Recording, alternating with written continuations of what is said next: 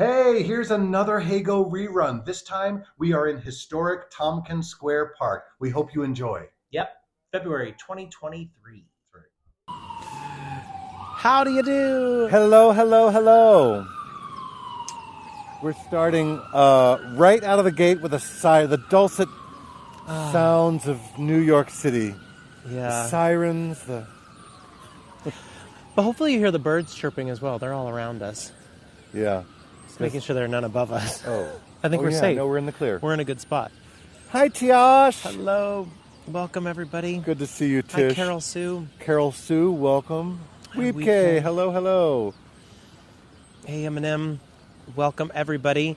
Happy you're all with us today. Looking rosy-cheeked and lovely. Oh, good. Oh, okay.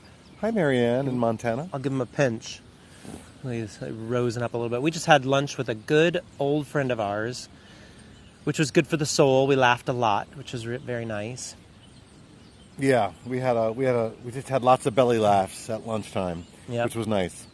I think Mickey B's on. I think I saw that. Mickey B go is by. on. Welcome, Mickey B. We're happy you're all with us today on this brand new Heygo tour. Yeah. We, Mickey B here. We have not done anything to plan for this. We're just going to wing it. That's not true. We've done a lot of research. Actually, everybody would know I was lying since we flat out said last week after East Village, we're now on our way to test our route through Tompkins Square Park. And it worked. That's right. We made some zhuzhes a little bit here and there. Exactly. If you happen to be new to us, welcome to New York City on Heygo, and I'm Patrick. And I'm Aaron. And we're glad you're here. If you're new to us, that's us. And we always like to know when we have new viewers on. Happens from time to time, and we always like to know so we can give a shout out. And if we know new viewers are on, we certainly straighten up a little taller, and we try to do it right. We're better. We're just better. Keeps us on our toes. Yeah. It's 10 degrees Celsius. It's 49 degrees Fahrenheit. Sort of a grayish day.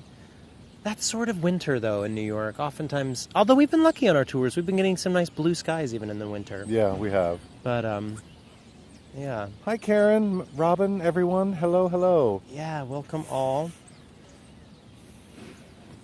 Oh, Remember to thanks, follow. Caroline. Yes. If you don't already follow us, why don't you? Yeah. Give it a shot. Check it You hit out. those three buttons there at the top of your screen. There's a follow option. That way you'll always know when we're adding new tours and when we no Clooney, no spottings of Clooney or Pitt. They could be stalking all. us. Yeah, they might be. I mean, George, I don't know. stop it. Yeah. Crazy. He's a loony, that Clooney. Yeah, thanks Tish for putting that link in there. Yeah, if you follow us, full disclosure, we will come and knock on your door. No, that's not true. Come and knock on your door. But no, really, if you follow us, then you will find out when we add new tours, and you'll get notifications for that stuff. Somebody asked about doing our Lower Manhattan tour again. Yeah, we do it.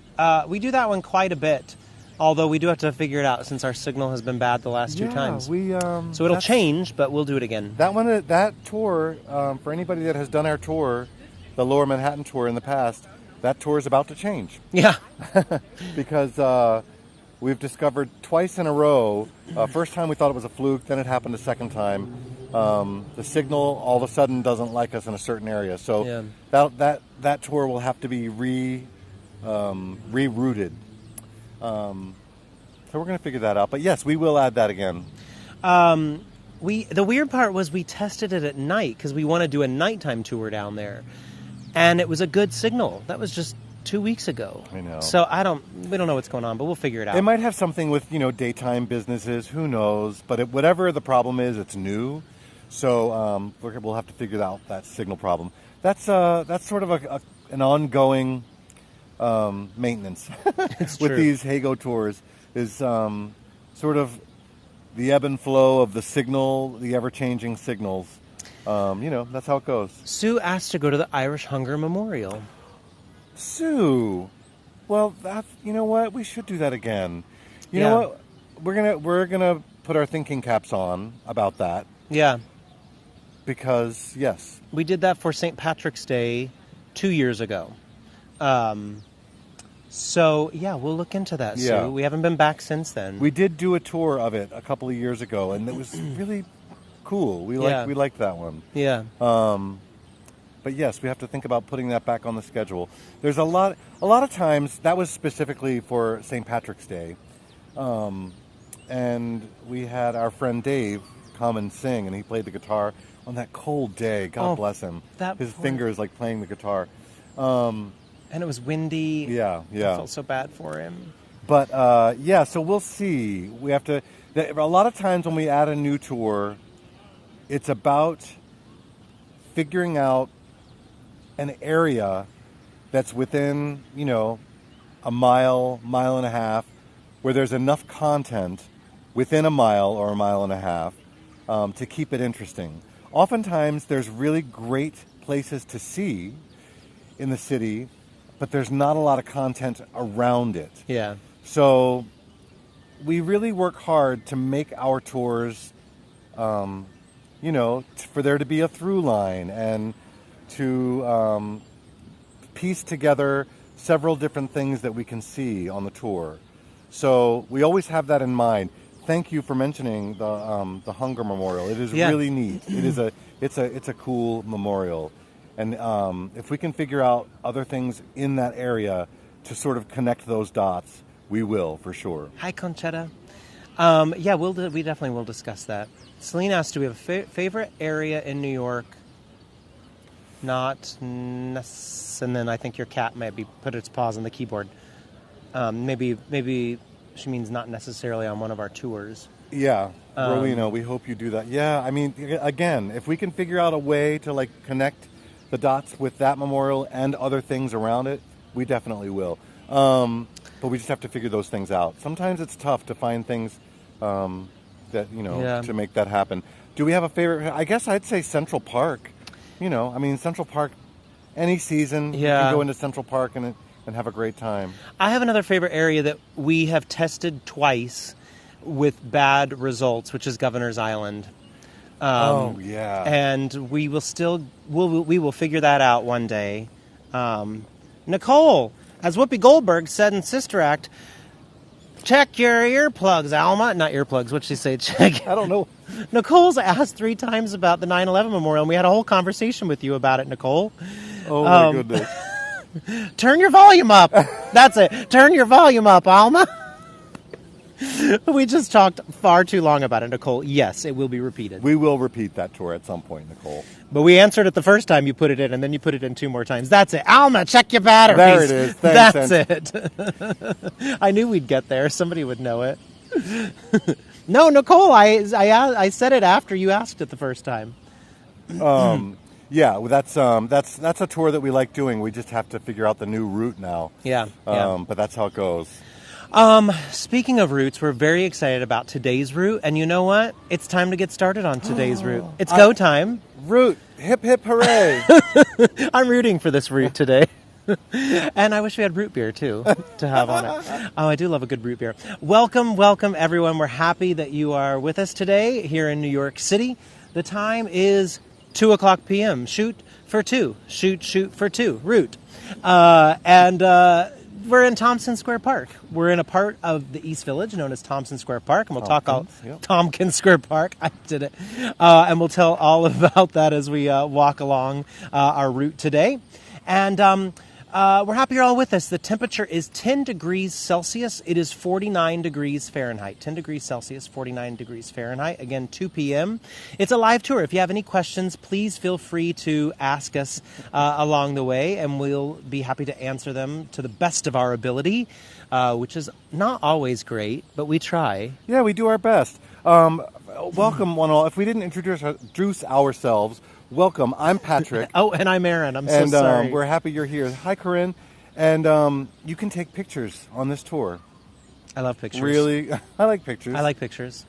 That's such a cool thing that Heygo has done. Anytime you see something you like, hit that center button, as you all know, and that picture will be saved in your Heygo profile. and you can send those to your family and friends, share them with anybody you like, and yeah, or you can just enjoy them yourself. Yeah, absolutely. If you're having any technical issues, let the Heygo team know. They want to get it right, so by all means, let them know that you're having some technical issues. We'll keep an eye on our end. We have tested Tompkins Square Park 3 times now, I think, and our signal has been pretty much pristine every single time, which means I just jinxed us. But no, it should be pretty good, but we'll keep an eye on our end, and if we have any problems, we'll let you know. That is right. Oh, you went to... Well, we're going to go right by it. We sure are. Who said that? Audrey said that. We're going to go right by Audrey. We're going to talk a little bit about that library as well. So that'll be fun for you to get to see it as well. Let's get going, shall we? go. Linda, I'm glad you took one. We'll take it, by all means. So welcome, everybody. We're starting on the southern end of Tompkins Square Park, and we're actually going to exit the park and just kind of walk the perimeter just a little bit.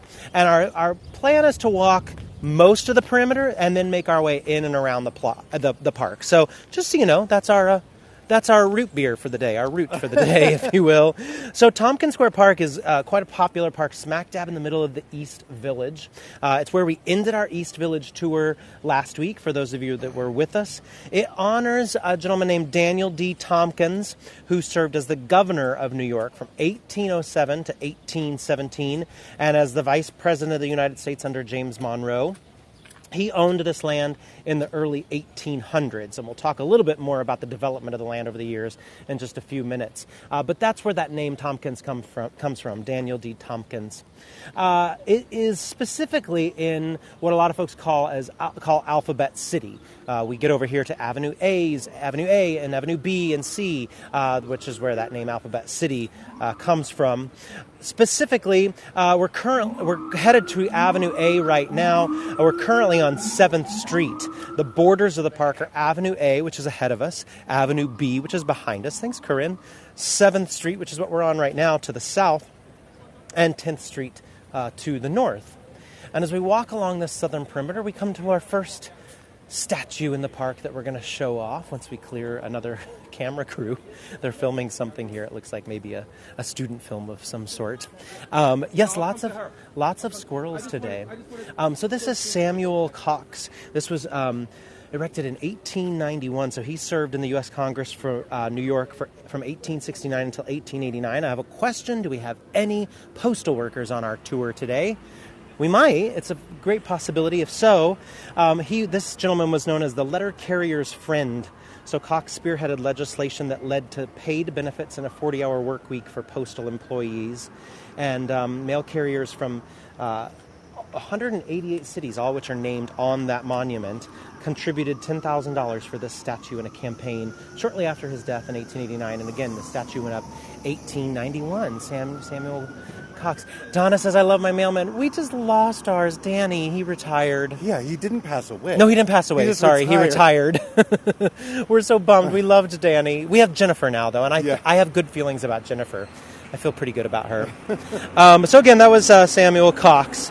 So now we're going to cross 8th Avenue, show off a couple of things. You can see some of the tenement buildings along here. Miss Lily's across the street, a Jamaican jerk restaurant that's got usually oftentimes live music and it's quite lively as well. But we're going to head north on Avenue A. We want to point out Ray's Candy Store. If we were to go to the left, we'd hit the Pyramid Club, which is no longer there, but some folks might have heard of it. I bet Weebk has. That's where the start of a lot of the drag scenes began in New York City. RuPaul and Lady Bunny began there. I knew it, Weebk. Just giving you away right there. But we won't go down and show it, mainly because it's closed, sadly. But it did happen in there. Right down there, about a half a block. But this is Ray's Candy Store you see coming into view where it says Belgian fries. You'll see Ray's when we move around the front. So this has been a local favorite for almost 50 years, known for its egg creams, its beignets, its fried Oreos. You can even see in the window that classic egg cream is sold here. It's got the original cash register inside. Not much has changed since it opened in 1974. And so the owner is Ray Alvarez, an Iranian immigrant who moved to New York City in 1964, worked as a dishwasher for a decade before he purchased the store for $30,000. And it's appeared in numerous films. What About Me? Die Hard with a Vengeance. And actually, in 2018, it appeared in an Anthony Bourdain episode. We'd go inside, but it is teeny, Yeah. tiny. So it's hard for us to get in there, especially when other folks... Oh, Sue's asking, what is an egg cream? A good question, Sue. It's essentially seltzer, milk, and flavored syrup. Am I missing anything in that? I think that's I right. think while I'm on the street, it's hard for me to recall all of it, but I'm pretty sure that's all that's in it. No eggs, believe it or not, and no cream, technically. And seltzer, Nadine. Yeah, seltzer, milk, and syrup. And you'll find them with like chocolate syrup, sometimes the You Bet coffee syrup or Fox's coffee syrup, and sometimes vanilla syrup, strawberry syrup. Yeah, Fox's You Bet, exactly. Which is hard to find that coffee syrup anymore. My dad loves it, and I can never find it for him anymore. Well, I should say readily available. I can usually find it on eBay in bulk, but I just want to buy him one because he does enjoy it. So we're going to cross back over to the park and continue walking north along the edge of the park and chat about the development of it. Give us a second while we cross some traffic. Oh, yeah, we got it. 10 degrees Celsius, 49 degrees Fahrenheit. It's not too shabby of a day in New York. No. A light breeze. We're not mad about that at all. So this area for centuries was actually a salt marsh where we're walking right now. Would have regularly been flooded by the East River, which is to our right, to the east, thus the East River. And that would have been sort of during that period of the Dutch colonization in the early 1600s. Now, the Lenape tribe would have taken advantage of this area because of all the shellfish that would have been here. They also would have used the grass that was here for a lot of weaving. And when the Dutch settled, they would kind of use this marshland for a lot of other purposes. Ultimately, it got divided up into bouweries, or farms. Dutch word for farms. The name Bowery is something you'll hear a lot around this area. The farms near this area and within the salt marsh were oftentimes referred to as salt meadows at the time, and they would have crops like salt hay, which was feed fodder for the livestock. And the area was not settled too much, not for another century or two, because that southern tip of Manhattan was really where folks were settling, and it was what was developing. So it wasn't until the early 1800s that we saw this area start to become a little bit more industrial and a little bit more developed. Again, we're walking on Avenue A, walking north on Avenue A right there. Right now, there's a peak of the skateboard park. Yeah, I just want to point this out because it's a little bit of a makeshift skateboard park. It's, you can tell that these kids sort of created these ramps and things to skateboard on themselves. So hopefully at some point, it's not a court. I do see some basketball rims down there, so I guess it is a basketball court, and at times maybe baseball inside the fence. But there's a makeshift skate park in there, which I sort of love. Maybe there should be some hopscotch in there, too. Yeah, maybe good old there class is. and chalk on the ground hopscotch. Why not? Yes, Audrey. Indeed. We talk about that on our Roosevelt Island. Yeah, saltwater estuary. Absolutely. Yeah. You have to join us there, Audrey, on that one. So we're going to cross 10th Avenue, and we're going to kind of pivot around to show off the St. Nicholas of Myra Orthodox Church, this beautiful Gothic revival church. So it's got this intricate terracotta trim, a bit of a Renaissance revival style to it. Now, this is by James Renwick Jr., a name that a lot of you might know of. Sorry, as I run into Patrick. Also did St. Patrick's Cathedral. Also did some of the buildings on Roosevelt Island. That's right in the middle of that saltwater estuary known as the East River. Shout out, Audrey. And it's just gorgeous. It's built in 1883. The services are a blend of English and a Slavonic and practice Orthodox Christian faith. What a beautiful, beautiful church. Yeah, I'm just going to turn the camera a long ways here for you to get a shot. Sorry. Nope, don't want to do that. This way, for anybody that doesn't know, you can get take a picture of this sideways, and then you can edit this picture later to be right side up. And just this way you can get the whole steeple there in the church, the bell tower, rather. I think there's a lot of talk about butterscotch, and I'm not mad at it. I do like a good butterscotch.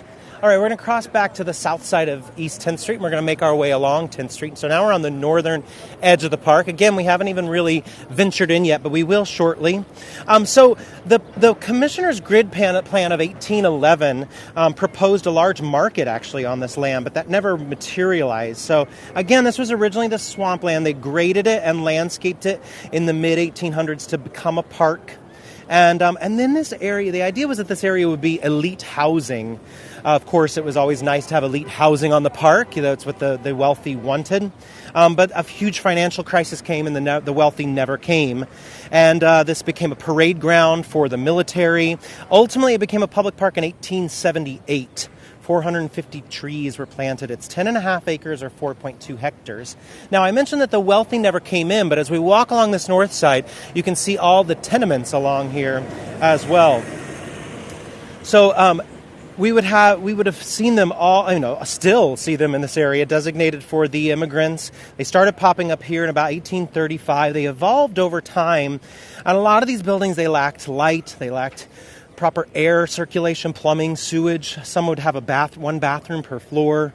Not the best clean water, but they improved. They were improvement over those original tenements that we would see creeping up a little bit lower from here.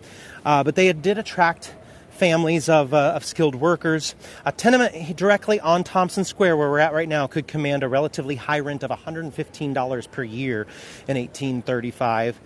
Of course, the park was that enhanced amenity for it. Now, a one-bedroom on the park right here can fetch upwards of $6,000 a month in rent. A one-bedroom condo for sale can fetch well over $1 million. Here's the Tompkins Square branch of the New York Public Library that we were talking about earlier. Opened on December 1st, 1904. This is one of the earliest Carnegie branch libraries in New York City. So Andrew Carnegie donated $5.2 million in 1901 to establish a citywide branch library system, and this was one of those. It was designed by, drumroll please, McKim, Mead, and White. Audrey asks if we can go inside the library. Audrey, we are way too loud to go into a library. I'm the son of a librarian. We would get kicked out. Yeah, she would have shushed me out. She would have like, get out of here. Some fun Tompkins Square Park, some fun facts about it as we make our way along. New York City has an odd tendency to refer to things as squares that aren't really. For best example, Times Square, which is sort of a bow tie. But Tompkins Square Park actually is a proper square. It really is almost exactly a square, believe it or not. Washington Square Park's another example. We call it Washington Square. It's a rectangle. Yeah. So we made our way over to Avenue B.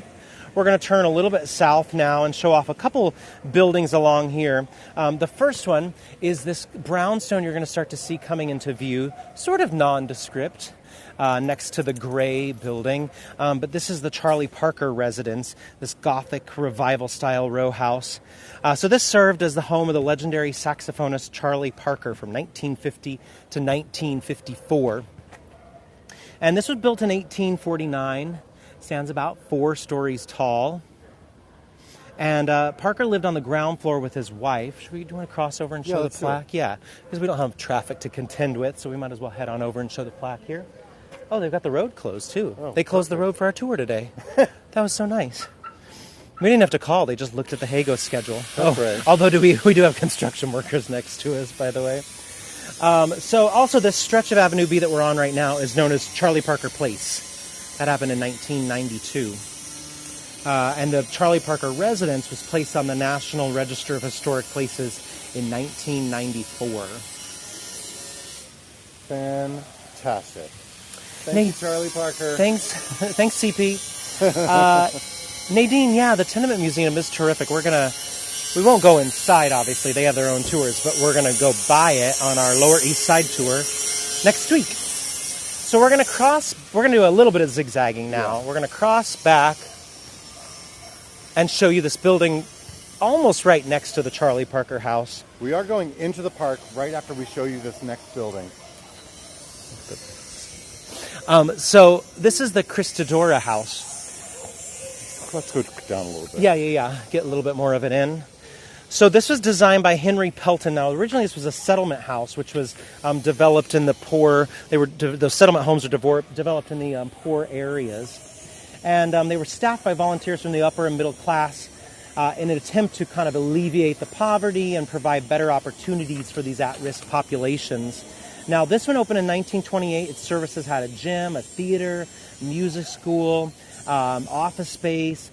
The lowest 5 of the building 6 stories had all the resources, and then the top 9 were all rented out as residences. It was sold to the city in 1948. In the 50s and 60s, though, it was had a lot of unsanctioned community activities, including the national headquarters for the Black Panthers. They were sort of like squatters in there. Another crazy fact about that place is in 1914, a young George Gershwin performed his very first public concert in that building on the 3rd floor. George Gershwin right there. At the time, he was living on 2nd Avenue. Oh, Audrey, the motifs on the front are sort of a... that's what's kind of interesting, that Pelton kind of made this almost like Art Deco look to it for this settlement house, which is quite, unbelievable that he for a settlement house put in that much decoration. I don't know that they would do that as much now. This is the Trinity Church, the Trinity Lower East Side Church, Lutheran parish. It was founded in 1843. Now, one thing we love pointing out here is that, Patrick often says, they just don't make structures like they used to, interesting.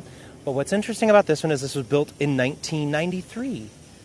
Kudos to them. I love that. Yeah, I love that they sort of captured sort of an old brick pattern style and stone, and made it really interesting. I agree, Michelle. It really is. And the fact that they made it in that decade makes me very happy. This man is carrying his taxidermied pheasant. Oh. The things you see in the East Village.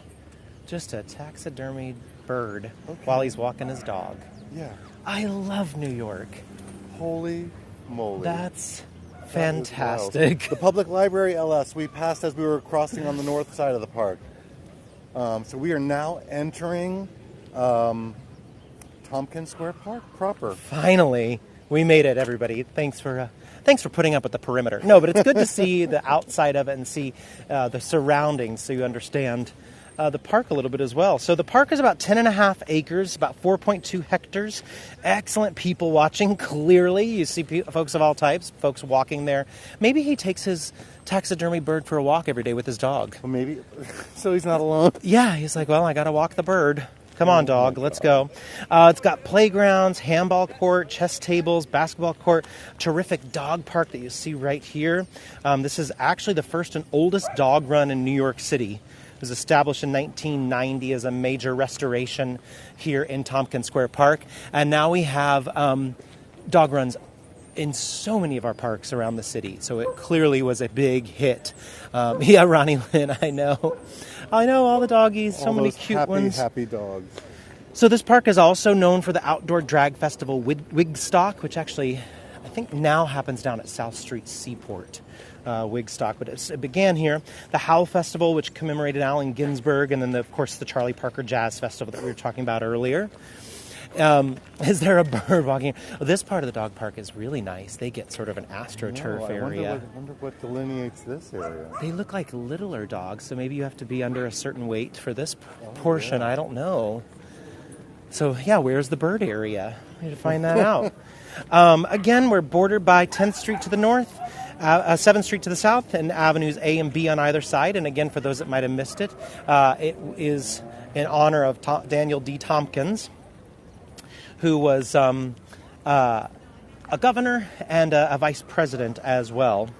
Nadine, well, the owners of everybody's dog, they're supposed to curb their own dog.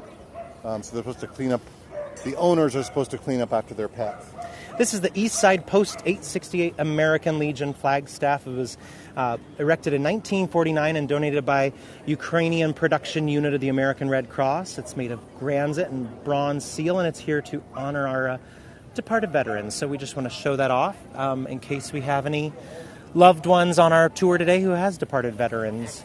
I think most of us probably do. Yeah, that's probably true. All right, we're going to enter this little area they call the Slocum area, and we'll talk about that as we make our way around. There's a fountain here in the middle that we're going to come back to. We'll chat about it, and then we'll show it again. But we'll walk sort of the perimeter of this little area while we talk about it. So the fountain that you just saw was erected in 1906, and it was donated by the Sympathy Society of German Ladies. And this whole area that we're in right now would have been known as Klein Deutschland, or Little Germany. It was a German immigrant area.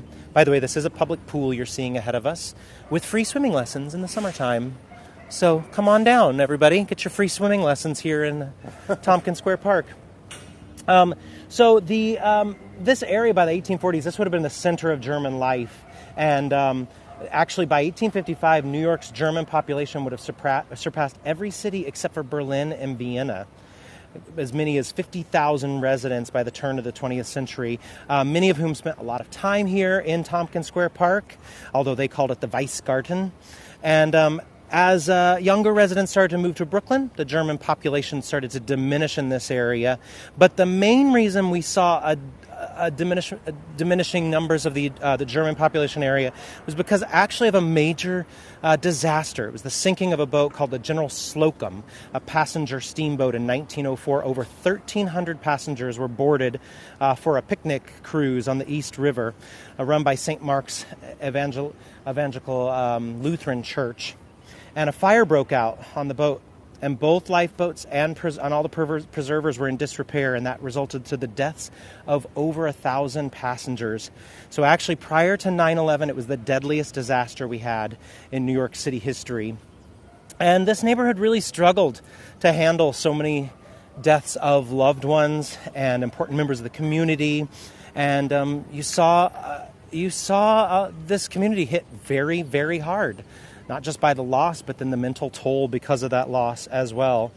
And so that disaster, coupled with the growth of populations from other Eastern European countries, coupled with a bit of an anti-German sentiment, led to this neighborhood to kind of diminish a little bit more. You saw Germans start to move to Yorkville, other parts of the city. So this fountain where we walked in, which we'll return to now, this commemorates that General Slocum disaster. It really was... Yeah, Elisa and Don, it really was a great tragedy. It's, I'm glad that the fountain is here and, that we can honor them because it really is awful. So this is that General Slocum fountain in memory of those who lost their lives in the disaster to the steamer General Slocum. You can see right here on the side. Yeah. Again, prior to 9/11, it was the deadliest disaster in New York City history. Nice little memorial fountain there. Yeah. All right, so we make our way out of this area. And you'll notice as we exit, just on either side, there are restrooms in the park. So if you come to Tompkins Square Park, and you got to use the loo. Well, they got one for you. All right, so we're going to continue weaving through a little bit, and I want to talk a little bit about some of the riots that have happened in the park. Which way do you want to go? This way? Oh, yeah, we were going to go by the ping pong table, right? Yeah. By the way, this is called the Sandra Turner Garden. Sandra Turner was a major... oh, look at that black squirrel. Oh, yeah. So odd to see such a black squirrel. Now he's chasing the other one. He says, get out of the Sandra Turner Garden. He said, Turner the other way. But she was a major proponent of the conservancy of the of Tompkins Square Park. It's looking at us. I know. I think it thinks we have food. Is it going to chase us? I hope not. All right, so here you can see one of the permanent ping pong tables. I mentioned the chess tables. I can't remember if I mentioned the ping pong tables or not. I don't think you did. There's one right here, a nice permanent one. BYOP, I assume. Bring your own paddle. Yeah. It's not that often you see a concrete ping pong table. Yeah. So January 13th, 1874, a riot broke out here in the park. The New York City Police Department clashed with a big demonstration involving thousands of unemployed civilians. That was one of our big riots here in the park. July 25th, 1877, another one. That was during the Great Railroad Strike. 20,000 people gathered in the park to hear communist orators speak. And the New York City Police and the National Guardsmen eventually charged the crowd with billy clubs and later claimed the rally was not being held in a peaceful manner. And the riots in this park continue. It's a very popular place for riots. August 6th through the 7th, 1988, a riot broke out between police and groups of drug pushers and homeless people and young people known as skinheads who had largely taken over the park. And the neighborhood was quite divided at that time about what should be done about it. And so they ultimately kind of adopted a curfew to keep it under control. A rally against the curfew resulted in more and more clashes. And honestly, I think there's even a curfew reinstated to this day here in the park, which is, pretty wild. Let's see what that says. I'm just catching up on the chat. Oh gosh, Gertrude. My goodness. Oh yeah. Oh, how awful. I'm so sorry about that. Hate. Oh, there's just so much hate, and people just take it to the. Oh, I'm so sorry to hear that, Gertrude. Yeah. Thanks for sharing your story, though. Yeah. So here we are at the Temperance Fountain. This was established in 1888. It's about 13 feet tall, about 6.5 feet cubed, roughly. Neoclassical fountain. This was a gift of wealthy San Francisco dentist, businessman, and temperance crusader Henry D. Cogswell. So he had engaged himself in public philanthropy and wanted to advance the anti-alcohol or temperance movement, drink water, not booze. And oftentimes his acts were a little bit tinged with self-promotion as well. He even, in an effort to embellish his humble origins, he adopted a coat of arms of Humphrey Cogswell, a 15th century English lord, from whom Henry falsely claimed his lineage, actually.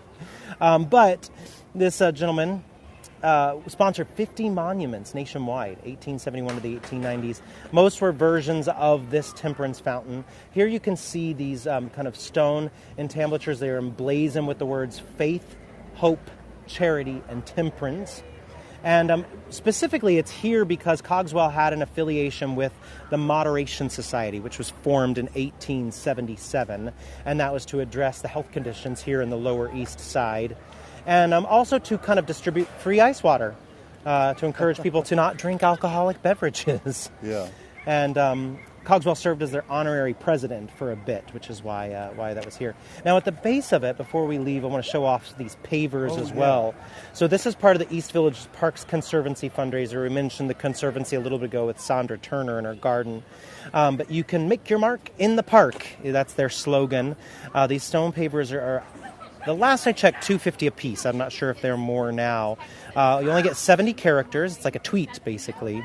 And the hope is that someday that they will spread all throughout the park. And their hope is that it will almost weave some poetry in the park. I will point out, you can see kind of in the middle of our screen, the Leguizamos. So John Leguizamo, the comedian and actor, went to NYU and lived near here. And this was his favorite park, is his favorite park in the city. So he named some pavers after some of his family members here. And there are some sweet messages that really do start to become a little bit poetic. And this person they made like a crossword puzzle. I love that. That's great. Joe and Ann, no, Occupy Wall Street was in Zuccotti Park, down kind of near the World Trade Center area, Zuccotti Park. They might have done some of the rioting here as well, to be honest, and some of the protesting, but the main protest was in Zuccotti Park. All right, so we're going to make our way over here to show off a couple of trees. And I mentioned a couple of events that happened in the park. One was Wigstock, which was an outdoor drag festival that began in 1984, hosted by Lady Bunny, a very famous drag queen in New York. Took place every Labor Day until 2005. It was revived by Neil Patrick Harris and Lady Bunny in 2018, and I think it's now happening at South Street Seaport. I think it's moved down to that area, but still has a long association with Tompkins Square Park. And of course, I also mentioned the Allen Ginsberg Howell Festival, which celebrates the arts. That's been gone for some time as well, although I think some people still gather to celebrate it too. But honestly, one of the coolest ones to check out is the Halloween Dog Festival, which has some of the cutest and most creative Halloween costumes you'll see. Now, as we kind of pan around, take notice of this gorgeous, gorgeous tree right here. So the park houses a few American elm trees that survived the Dutch elm disease in the 30s. One of them, the one you're seeing right here, right now is called the Hare Krishna tree. So this is where, get ready, it's time for me to butcher a name. Butcher alert, here we go. This is where A.C. Bhaktivedanta Swami Prabhupada, Yeah. there we go, I got there. You got through it. And his disciples gathered on October 9th, 1966 to host the very first outdoor chanting session of the religious group's mantra outside of India, right here. So this is where the United States Hare Krishna movement was founded in New York. Core beliefs are based on the Hindu scripture as well as a practice of the Bhakti Yoga. So a group gathered here for over 2 hours chanting their, phrase, Hare Krishna, Krishna Krishna, Hare Hare Rama. Today, the tree is considered the birthplace of the Hare Krishna movement, as I said, and a lot of folks still come here to pay homage to the significance. George Harrison used to come here to chant and sing. We agree, Mike. Yes, these elm trees, even without their leaves, create the most beautiful picture. And anybody that wants to get a picture of this now, we'll get another picture. We'll try to come to this exact same position in the spring and summer, and get, see it in all the seasons. Yeah. See it in full bloom. Speaking of all the seasons, do you remember Christmas? It wasn't that long ago. Yeah, I remember it. And yet, here we have a Christmas tree still lit right here in the park. So we're going to move over to this tree, which is known as the AIDS tree here in Tompkins Square Park. Another black squirrel zipping past us. Oh, wait, I know it's bad luck if a black cat crosses your path. What if a black squirrel? Black squirrel? I don't know. I hope not. I think it's good luck. We're going to go with good luck. We're just going to say that. So unlike the tree at Rockefeller Center or Washington Square Park, the Tompkins Square Park evergreen Christmas tree is a live tree that lives here in the park year-round. A spruce tree that was planted in 1992. This was dedicated to Glenn Barnett, a community member who had died of AIDS, was a staunch advocate of the renovation of Tompkins Square Park. It's a memorial to all those in the neighborhood who were lost to AIDS. I'm just going to turn the camera sideways because it's a tall, thin tree. Yeah, you got it, Nadine. Great minds think alike. Yeah, so there's that way you can get that whole tree in the picture. It's a little bit of a Charlie Brown tree, too. It is a little bit. With its curvature, but I kind of enjoy that. I'm not sure if you could. Do the lights actually show up on the picture? I can't tell. The lights are still on. Yeah, there's still lights on it. Let's go around and show the plaque. There's a plaque for it over here. Okay. So every year, the tree lights up in the December holidays to, quote, celebrate our community's compassion and brotherhood and to thank our neighbors who work to maintain and improve the park for the community. So kind of nice that it's a bit of a dual-purpose tree. Yeah. Listen to all those birds. Can you hear the birds coming through the microphone? Poor things are confused now. Yeah. We're walking right under them, so we're rolling the dice. Yeah. Oh, Audrey, yeah, there's still Kanishas in the neighborhood. We're going to show off a popular one next week on our Lower East Side tour. Here it is, the holiday tree of Tompkins Square Park. You can see the plaque for it right there. And then there's the tree. Love that. Yeah. So we are at the end of our tour, and not a big park, but a sweet park, and very much a New Yorkers park, I would say. This is where you would find New Yorkers and New York birds flock here to have a nice little respite swim. I think so too, Lorraine. It's a cool, funky little park too, with some really cool history in and around it. Well, you know, when you include some of the statues and the riots that that are here and that have taken place here, there's a lot. Sorry, squirrel. Just chilling. Hillary, this is Tompkins Square Park. Somebody asked, sorry if it was mentioned earlier, how big is the park? Well, the park is about 10 and a half acres, about 4.2 hectares. It is, Patty, we agree. It is a beautiful little park, and we're excited. This is our first time. We debated whether we should wait and do this in the spring or the summer when things are in full bloom, but we thought, well, it would kind of be cool to let the viewers see the progression of the seasons and watch it, kind of come to life. That's the cool thing about winter into spring, is watching things come to life. I think spring is probably my favorite season. I do love fall and the beauty that fall and winter and other seasons bring, but there's something metaphorical about spring and new life and reborn and rebirth, and I don't know. I like spring. Spring's my favorite.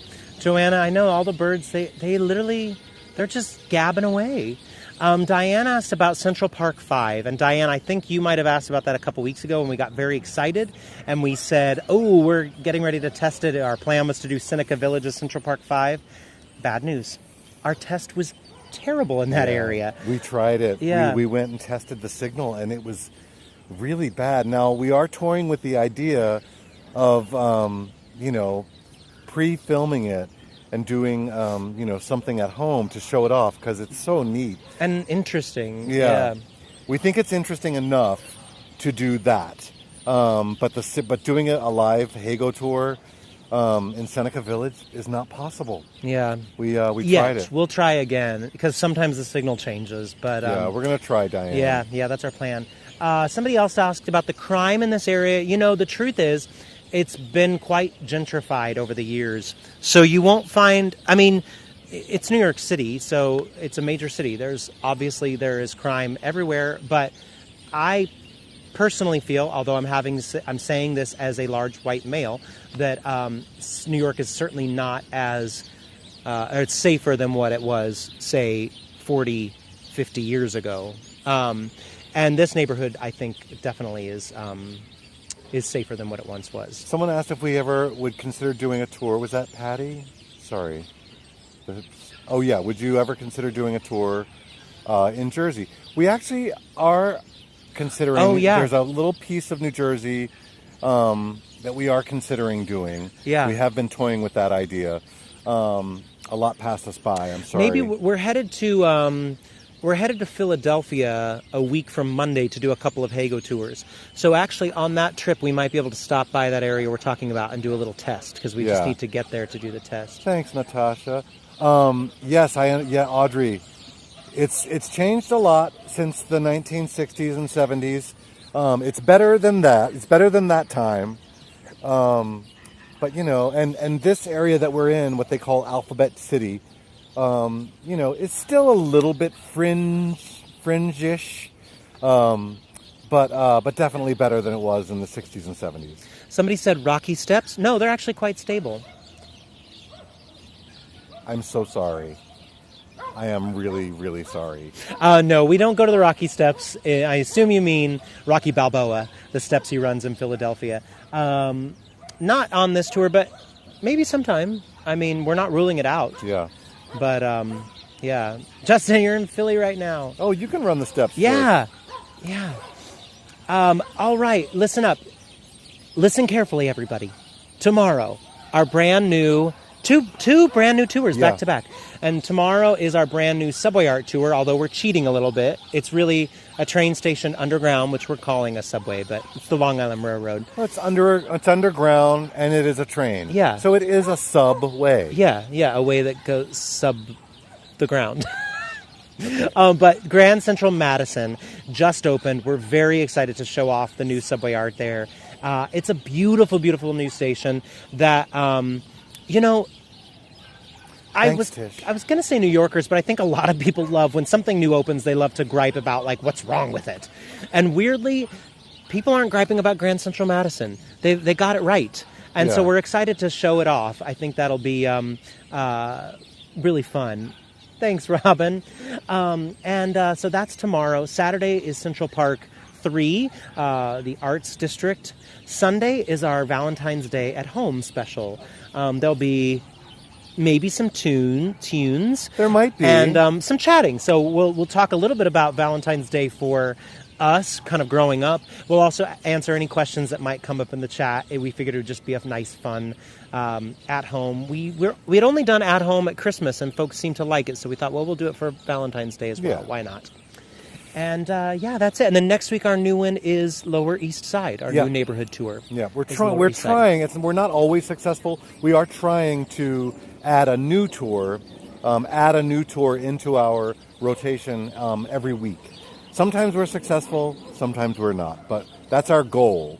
So the Subway Art Tour and this one are two new tours this week. So that's very exciting. Thank you, Tish. Tish, just a round of applause for Tish, the magnificent, wonderful Tish, who is always so quick with the links and so kind. Well, right back at you, Tish. And thank you for all that you do selflessly. And, I know you do it for you. And we can't tell you how much we appreciate how fantastic you are. Thanks, Tish. All right. What should we leave them with? Oh, that tree. Your pick. Yeah. Oh yeah, because then actually you'll get a little bit of the Empire State Building in the background. Oh gosh. Yeah. In the distance, which is, we've talked about this before on our tours.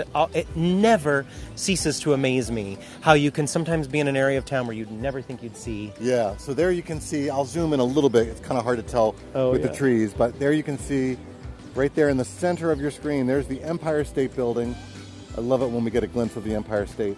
But we'll leave you with this shot of this Hare Krishna tree. Easy for me to say. Yeah. Hare Krishna tree. And we'll get another shot of this as the seasons change. But that is just gorgeous. Thank you all so much. We'll see you all very soon. Take care.